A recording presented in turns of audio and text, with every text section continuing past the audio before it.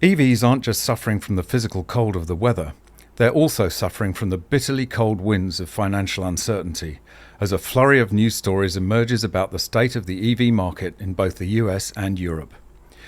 In this video, we're going to look at a number of stories involving Ford, Tesla and Polestar. But the thing that unites them is that they're all a result of the same thing.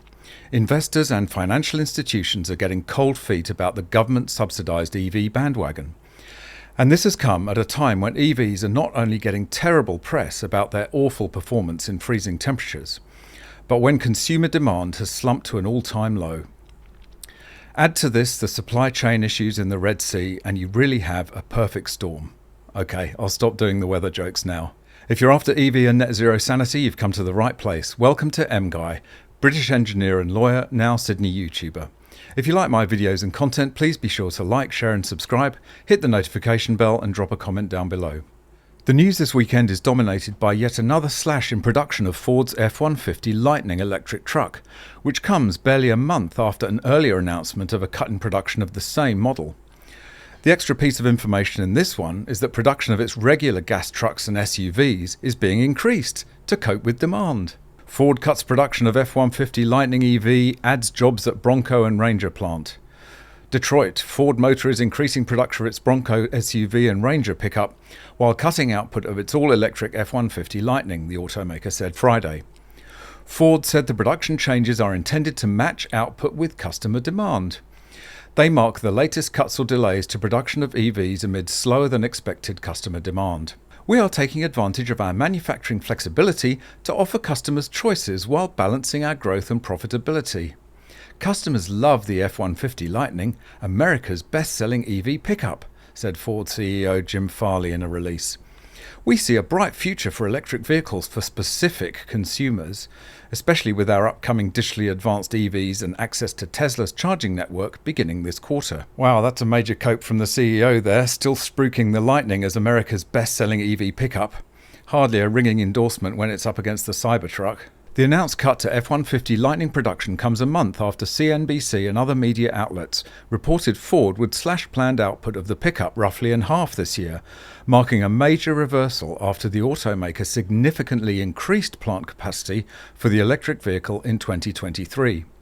And this comes as Tesla slashes prices yet again.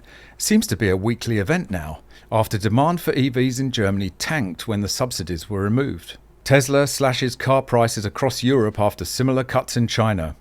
Tesla on late Tuesday trimmed prices for its Model Y cars across several countries in Europe, a week after announcing similar price cuts for its Model 3 and Model Y cars in China. The company reduced prices on its cars sold into Germany, France, Norway and the Netherlands, according to data from the local version of the firm's websites in each of those markets. Discounts were as much as 8.1% on the Model Y long range. Can you imagine what this is doing to the pre-owned market? Tesla's German operations have been affected by disruptions in the Red Sea after the Iran-backed Houthis group launched attacks on ships traversing the key route, wreaking havoc on global trade and drawing international criticism. As a result of the Mideast turmoil, Tesla said it would suspend most car production at its Berlin-Brandenburg plant last week, citing a lack of components due to changes in transport routes. And finally, EV maker Polestar has been branded essentially worthless by the bank that advises its parent company Volvo. And this is an online translation from the Swedish, so bear with me on this. Polestar bankruptcy?